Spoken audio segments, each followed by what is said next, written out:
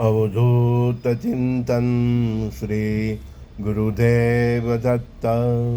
श्री गुरुदेव दत्त। श्री गुरुदेव दत्त।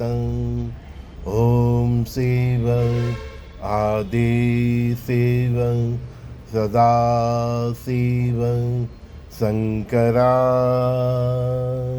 नमः। ओम शिव आदि शिव महाशिव सदा शिव शंकराय नमः। ओम शिव आदि शिव महाशिव सदा शिव शंकराय नमः। अवधूत चिंतन श्री गुरुदेव दत्त। श्री गुरुदेव दत्त। श्री गुरुदेव दत्त। ओम दत्तात्रेयाय विश्वगुरु परब्रह्म स्वरूपाय श्री गुरुदेवाय अवधूताय नमो नमः। ओम दत्तात्रेयाय विश्वगुरु परब्रह्म स्वरूपाय श्री गुरुदेवाय अवधूताय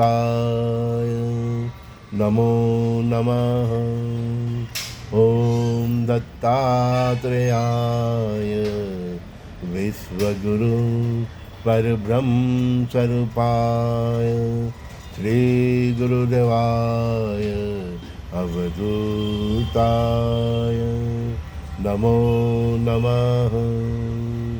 ओम परब्रह्म स्वरूपाय स्वयं शंकराय श्री गजानन महाराजाय नमो नमः। ओम परब्रह्म स्वरूपाय स्वयं शंकराय श्री सद्गुरु साईनाथाय नमो नमः। ओम परब्रह्म स्वरूपाय स्वयं शंकराय सद्गुरु वासुदेवाय नमो नमः। ओम परब्रह्म स्वरूपाय स्वयं शंकराय श्री सद्गुरुदेवाय नमो नमः। ओम परब्रह्म स्वरूपाय स्वयं शंकराय सद्गुरु आर्कुजी महाराजाय नमो नमः। ओम परब्रह्म स्वरूपाय स्वयं शंकराय श्रीरंग अवधूत महाराजाय नमो नमः। ओम परब्रह्म स्वरूपाय स्वयं शंकराय श्री विश्वनाथाय नमो नमः। अवधूत चिंतन श्री गुरुदेव दत्त। श्री गुरुदेव दत्त। श्री गुरुदेव दत्त। बस इसी प्रकार दत्त महाराज के सभी अवतारों को पुकार लीजिए। ये कली काल में बस आपने इतना भी कर लिया, हर दिन 10-15 दिन बना कर लिया, और साथ में शुद्ध सात्विक जीवन है और चरित्र है, आपको कुछ नहीं होना। आज मेरा भक्ति का एक भाग आपको बताया कि कैसे भगवान को ऐसे पुकारना चाहिए। संत और गुरु की आपको भी पहचान होनी चाहिए। संत और गुरु, संसार जिसने त्यागा है वही संत है, वही अवधूत है, वही गुरु है। अवधूत माने कि पाप उन्हें पुण्य से पर, जो पाप से भी पर है, जो पुण्य से भी पर है, वो अवधूत है। किसी भी प्रकार के ध्रुव से वो पर है। तो जिसने संसार में रह के संसार को त्याग किया वही संत है, वही अवधूत है, वही आपके गुरु है। तो गुरु को भी आपको पहचान होनी चाहिए। धन लोभी, काया लोभी, धन लोभी, तन लोभी और मन से जो आपका चित्त का हरण कर ले वो गुरु नहीं होते। गुरु आपके अंदर बीज की, मंत्र के रूपी बीज की स्थापना करते हैं और आपका भक्ति का उदय करते हैं। समझ में आया?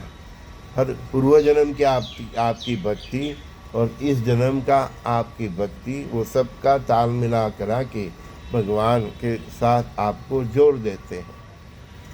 वही गुरु होता है। गुरु की दृष्टि अगर आपके धन पे है, आपके तन पे है, आपको मन से सम्मोहित करके रखते हैं, वो गुरु नहीं होते। गुरु मतलब फ्रीडम। गुरु मतलब फ्रीडम। जिसके पास जाने से हमें संपूर्ण आज़ादी का एहसास हो, मुक्तपन का एहसास हो, वो गुरु है ना? गुरु पकड़ के नहीं रखता, गुरु जकड़ के नहीं रखता।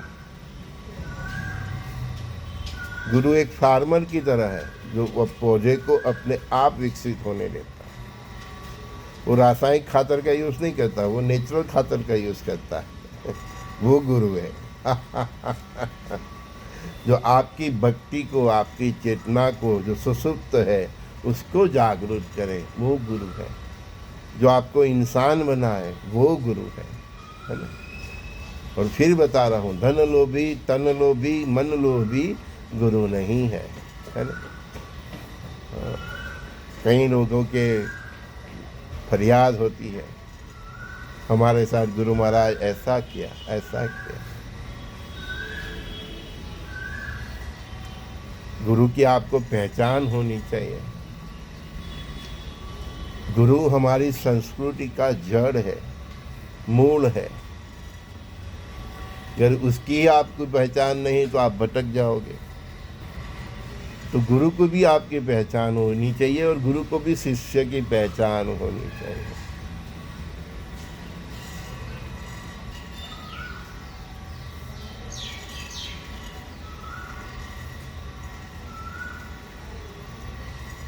एक साधक का प्रश्न है, गुरुदेव युग परिवर्तन की जरूरत क्यों आ पड़ी?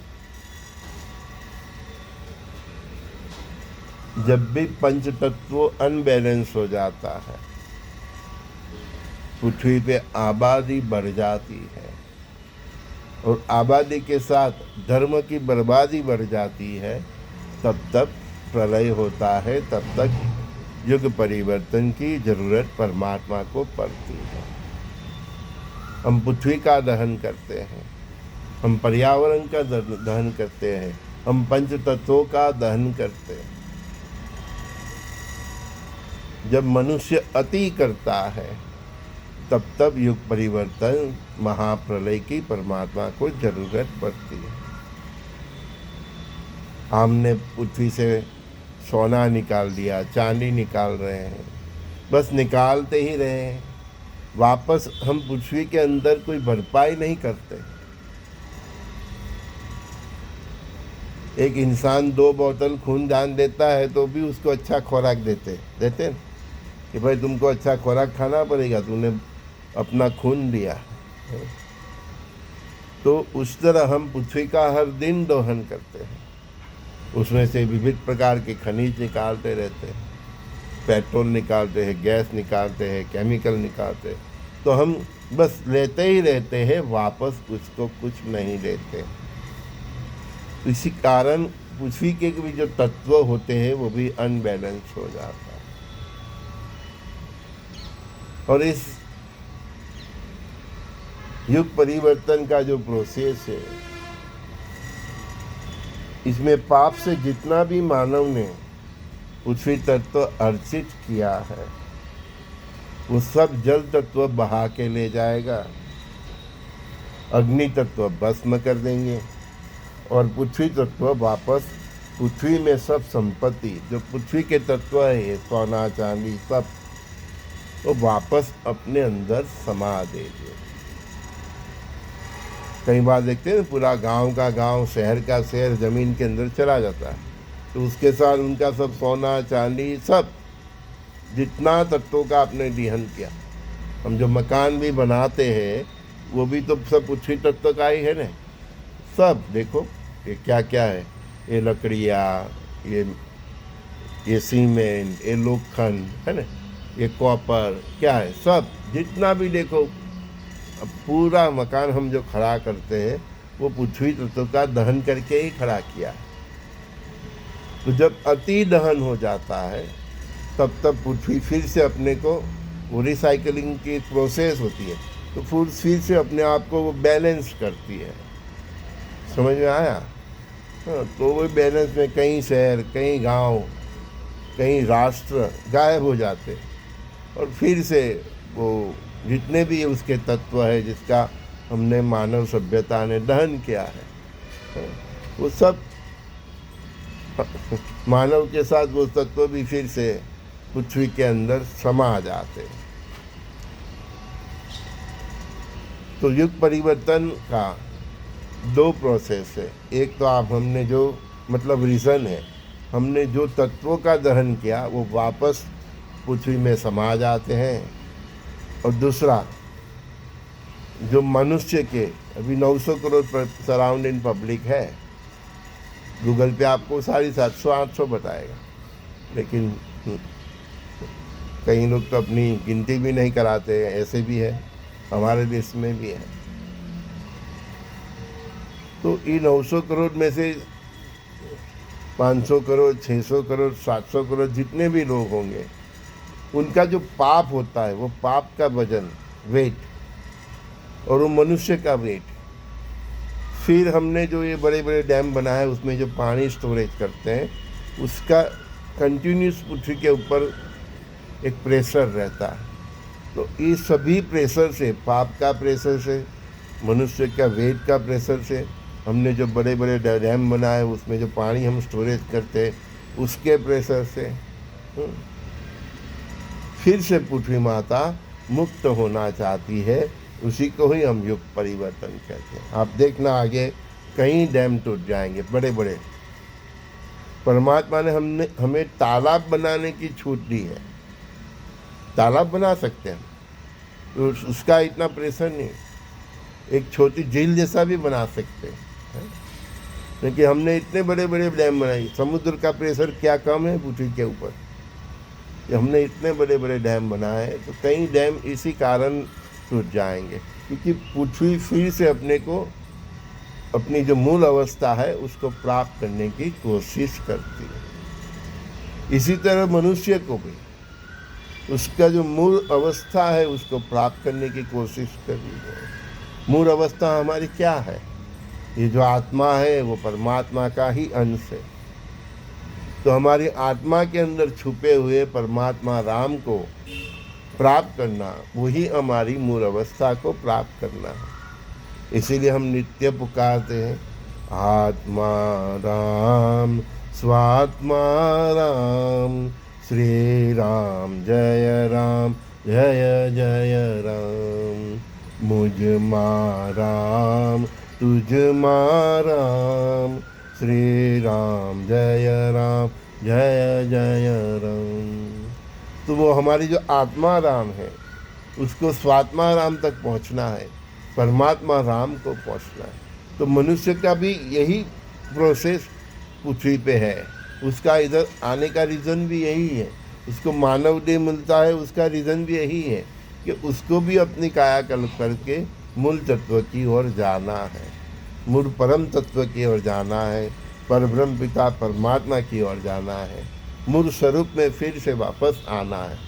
तो इसकी जगह हम क्या करते हैं? बस धन धान्य समुद्र के पीछे ही पड़े रहते हैं। हाँ, वो ज़रूरी है, जीवन जीने के लिए ज़रूरी है, लेकिन जो हम अति करते हैं उसकी दिक्कत है परमात्मा को। अति से परमात्मा को बहुत चेर है। और जिसके पास, जिसका दुर्भाग्य है नहीं, परमात्मा ने नहीं दिया है उसको इतना, तो वो एन प्रकार से प्राप्त करने की, मतलब बाय हुक बाय क्रुक प्राप्त करने की जो कोशिश करते हैं, उसकी परमात्मा को चीड़ है।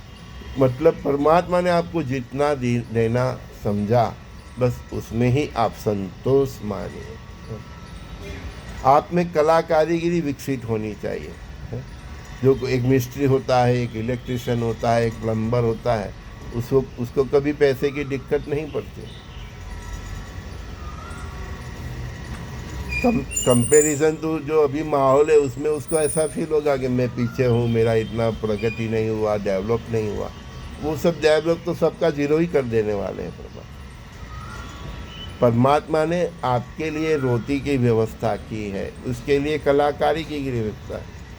कई लोग अपने बच्चे को बस एजुकेशन देते रहते हैं, बड़ी बड़ी डिग्रियाँ देते हैं, लेकिन उसमें कोई आवड़त नहीं होती। आवड़त मतलब कलाकारीगिरी। अपने घर का एक बल्ब भी नहीं डाल सकता है ना।